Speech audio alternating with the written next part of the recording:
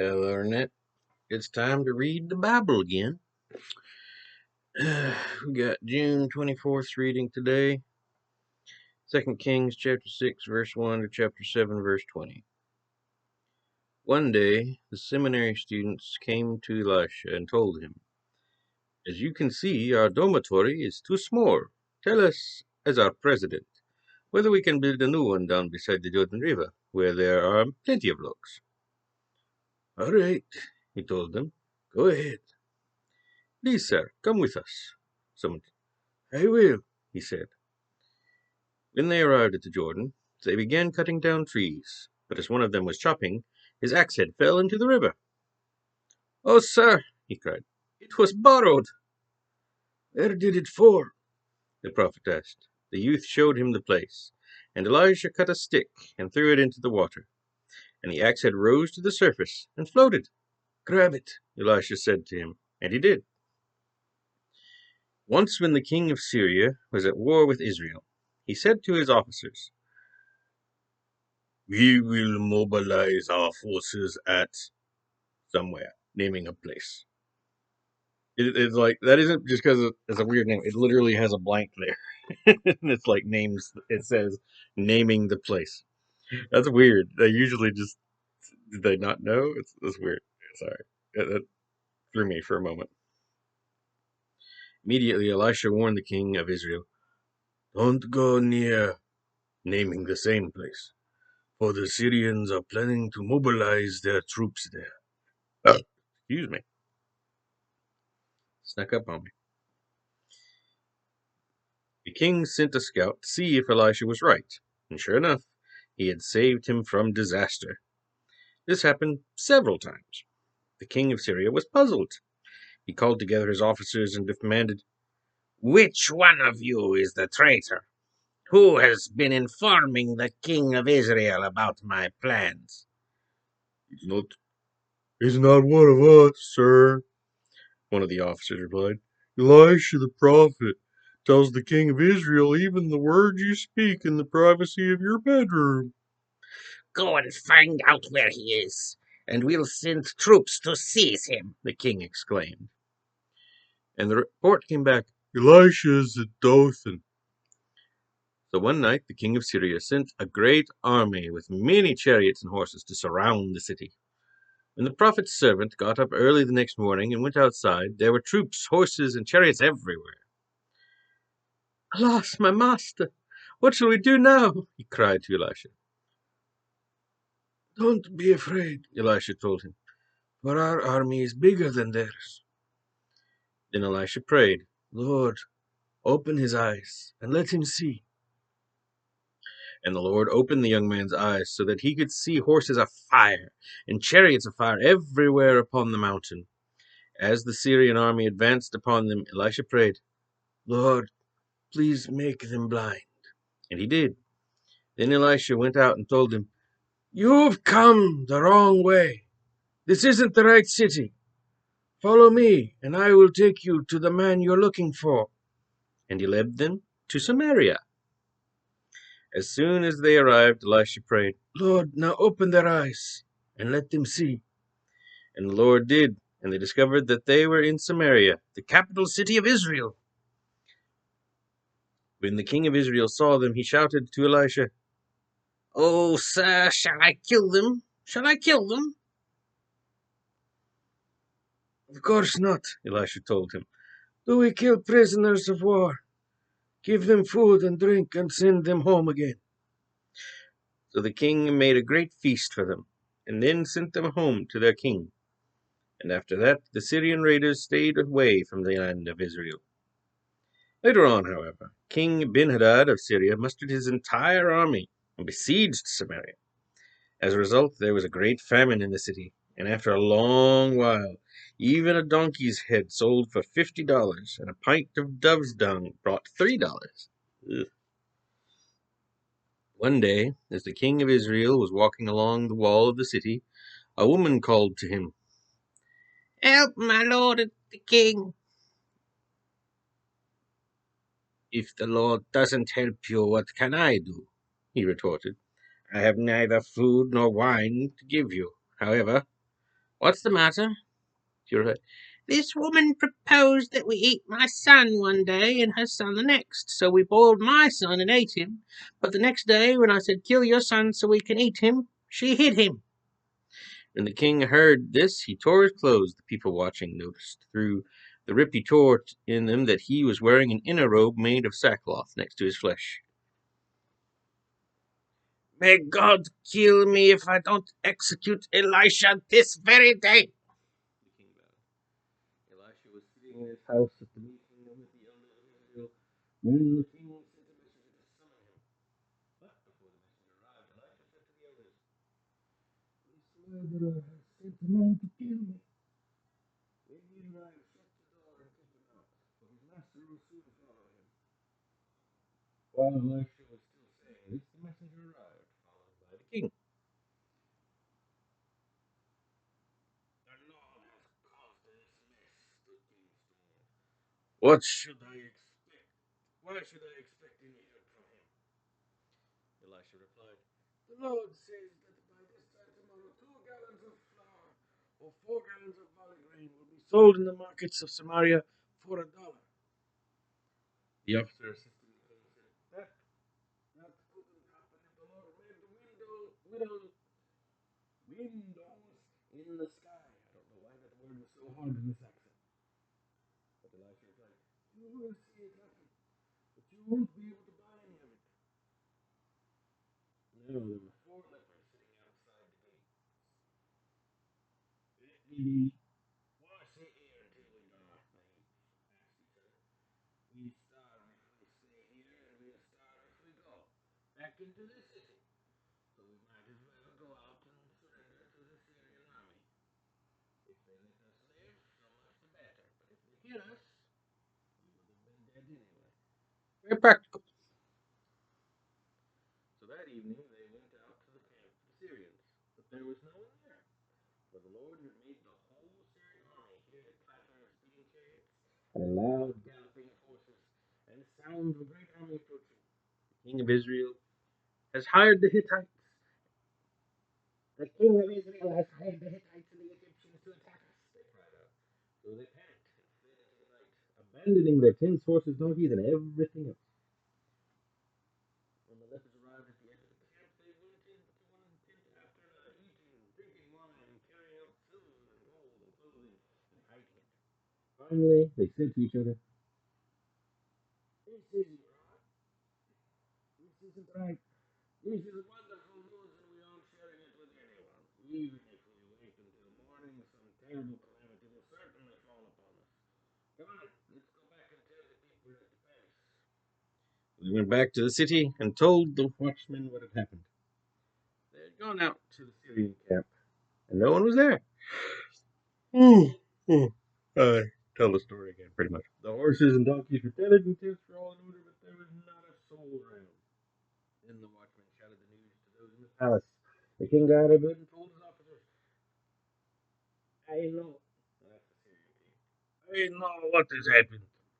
The Syrians know we are starving, so they have left their camp and have hidden in the fields, thinking that we will be lured out of the city. Then they will attack us and make us slaves and get in. One of his officers replied, We'd better send out scouts to see. Let them take 5 of the remaining horses. If something happens to the animals, it won't be any great loss than if they stay here and die with the rest of us. 4 chariots were found, and the king sent out 2 charioteers to see where the Syrians had gone. They followed the trail of clothing and equipment all the way to the Jordan River, thrown away by the Syrians in their haste. The scouts returned and told the king, and the people of Samaria rushed out and plundered the camp of the Syrians.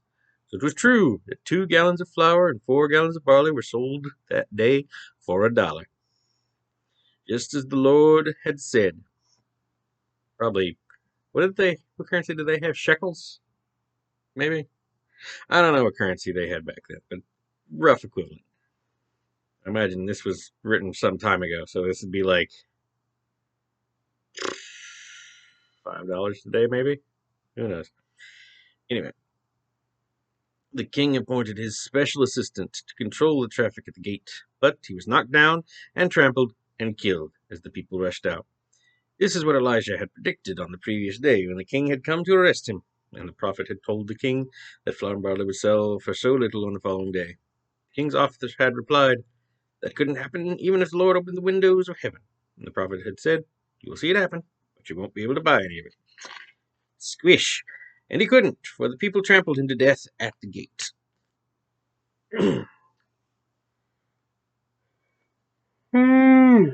Sorry. Yeah. Now we move on to Acts chapter 15, verse 32, chapter 16, verse 15. I haven't been doing the single accent. I've been doing like kind of mix match. Should I go switch to a single? Oh, why not? Yeah. Man, I'm tired than I thought I was when I started this. I apologize again. Then Judas and Silas, both being gifted speakers, preached long sermons to the believers, strengthening their faith. They stayed several days, and then Judas and Silas returned to Jerusalem, taking greetings and appreciation to those who had sent them. Paul and Barnabas stayed on at Antioch to assist several others who were preaching and teaching there. Several days later, Paul suggested to Barnabas that they return again to Turkey and visit each city where they had preached before, to see how the new converts were getting along. Barnabas agreed and wanted to take along John Mark. Not John and Mark, John Mark. But Paul didn't like that idea at all, since John had deserted them in Pamphylia. The disagreement over this was so sharp that they separated. Barnabas took Mark with him and sailed for Cyprus, while Paul chose Silas, and with the blessing of the believers, left for Syria and Cilicia to encourage the churches there. Paul and Silas went first to Derbe and then on to Lystra, where they met Timothy, a believer whose mother was a Christian Jewess. I've never heard that word before, Jewess. But his father was Greek. Timothy was well thought of by the brothers of Lystra and Iconium, so Paul asked him to join them on their journey. In deference to the Jews of the area, he circumcised Timothy before they left, for everyone knew that his father was a Greek, and hadn't permitted this before. Then they went from city to city, making known the decision concerning the Gentiles, and decided by the apostles and elders of Jerusalem. So the church grew daily in faith and numbers. Next they traveled through Phrygia and Galatia, because the Holy Spirit had told them not to go to the Turkish province of Asia at that time. Then going along the borders of Mysia, they headed north from the province of Bithynia, but again the Spirit of Jesus said no. So instead they went on through Mysia province to the city of Troas. That night Paul had a vision.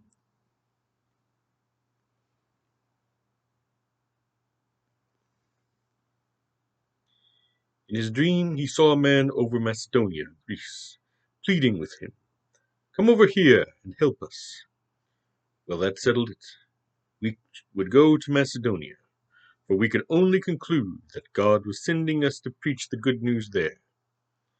We went aboard a boat at Troas, and sailed straight across to Samothrace, and the next day on to Neapolis, and finally reached Philippi, a Roman colony just inside the Macedonian border, and stayed there for several days. On the Sabbath, we went a little way outside.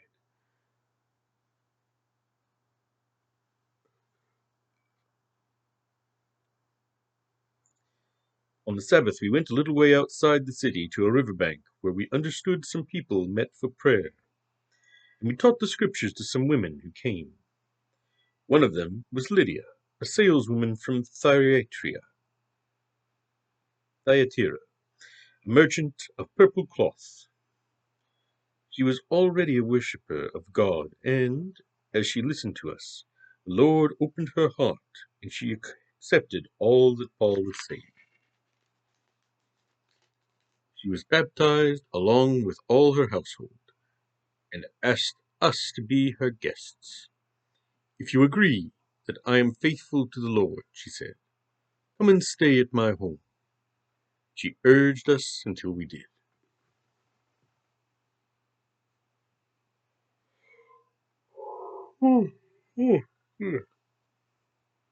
Now, Psalms chapter 142, verses 1 through 7. How I plead with God, how I implore his mercy, pouring out my troubles before him. For I am overwhelmed and desolate, and you alone know which way I ought to run, to miss the traps my enemies have set for me. There's one just over there to the right. No one gives me a passing thought. No one will help me. No one cares a bit what happens to me. Then I prayed to Jehovah, "Lord, you are my only place of refuge. Only you can keep me safe. Hear my cry, for I am very low. Rescue me from my persecutors, for they are too strong for me. Bring me out of the prison, so that I can thank you. The godly will rejoice with me for all your help." And finally, we have Proverbs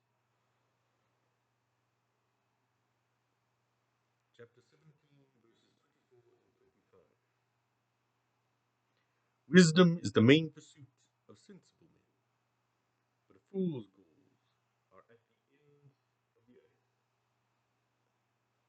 A rebellious son is a grief to his father, and a bitter blow to his mother. Pretty straightforward readings, I would say. I hope you enjoyed it, despite my rather numerous yawns. In any case, God bless you.